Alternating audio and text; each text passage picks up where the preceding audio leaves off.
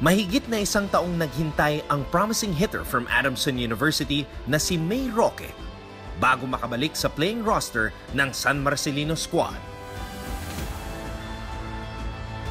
Ngayon, siguro nasa 90% na okay na buong katawan, kondisyon na, tas excited na rin makabalik sa liga.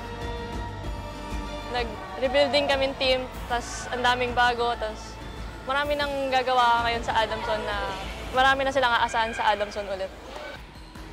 May suffered an ACL injury 2 seasons ago.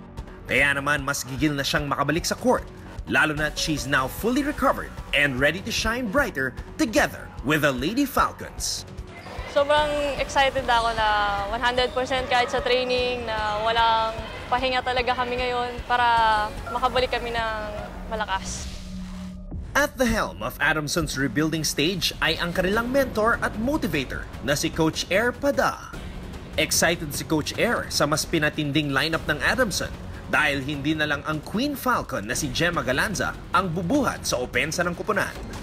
When I mean business, like they know. And so I think now, because this is my second year, they have adjusted to when they walk in the gym, it's 3 hours of just focus, and that's what I want. And I think I've adjusted to them as well. I think I came off really, really hard, so I just kind of had to pull back and learning the culture a little bit more and the language. So I've been using like wag tamad, don't be lazy, and like kaya nyo yan, like we can do it. And the girls are ready, we're hungry. I'm really excited for them. Siguradong magpapakitang gilas din sa PVL ang spiker mula Bagos City, Bacolod na si Ellie Soyud.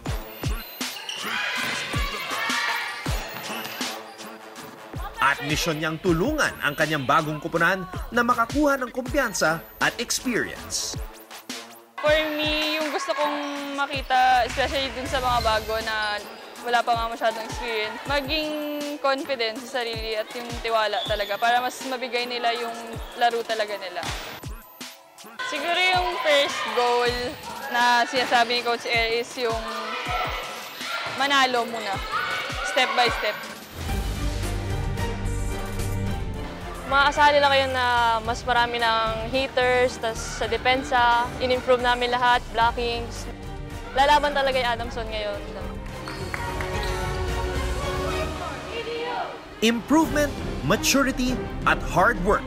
Yan ang makakatangi ang ipapakita ng mas pinalakas na Adamson Lady Falcons at handa na silang lumipad ngayon sa PVL Open Conference.